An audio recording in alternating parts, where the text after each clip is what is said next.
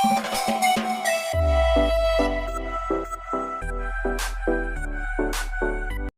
الرحيم اللهم صل على محمد ومرسل صومالي iyo habeenkan caawa ah waxa kan soo fadhiisiyay waani waxa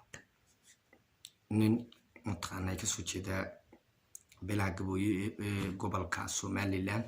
gaar ahaan magaalada Hargeysa waana xildhibaan u sharaxan golaha wakiilada afayeenka xisbiga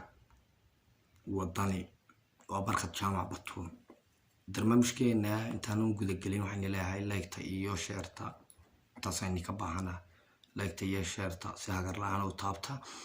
waxa raygiinu noqdana loogu reebo committee waxaan leeyahay saxaabta qaaliga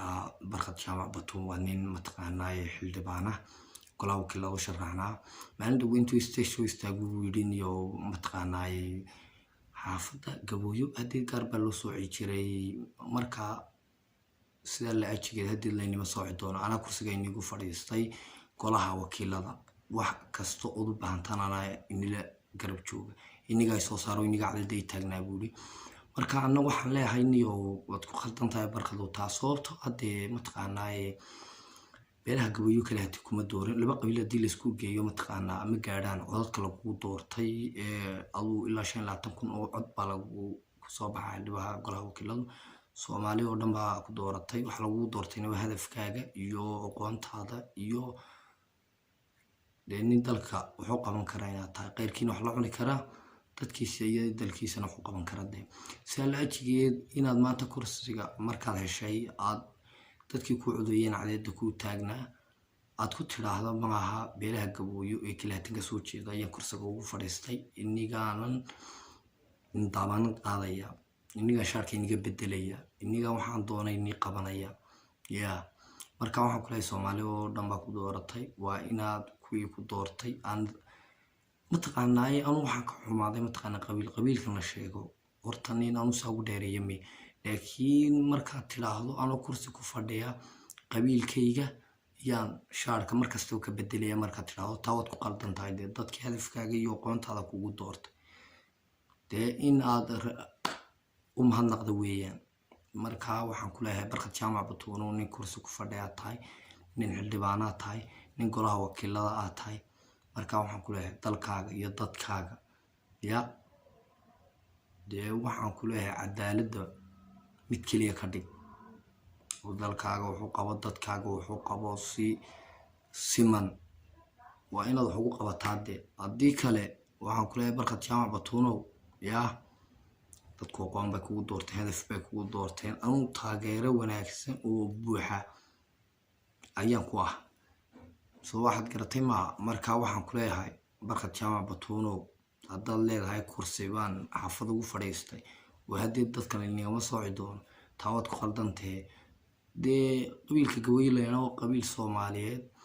oo diinta islaamka haysta oo waxaan ku wari bili aadanka lamida anu waxa qabiil Gabooyo sheegayna ma maqal mataqaanaa wax gaar soo cayana ma maqale hadii mataqaanaa aadu qaadatay sida ambade dadku u yiraahin nin ayaan dhaweyd meel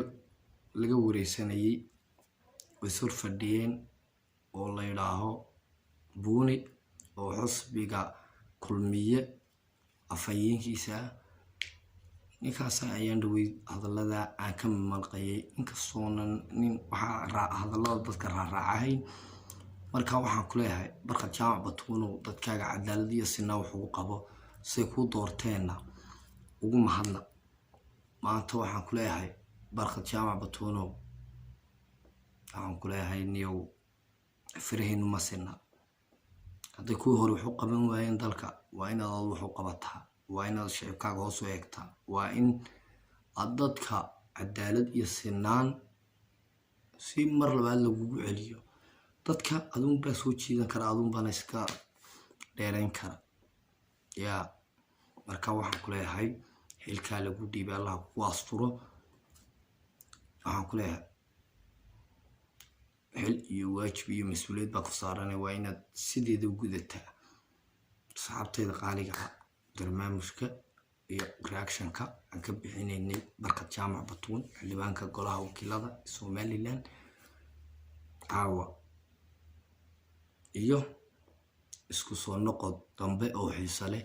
reaction-nada iyo reaction-na ka xiiso badan ba insha Allah waan soo gelin doonaa inaguna like-ta iyo share-ta nagu caawiya intaasaan ka baahanahay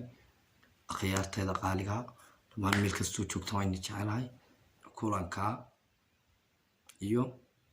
kulanka xiga sida ayuu inaga tagaynaa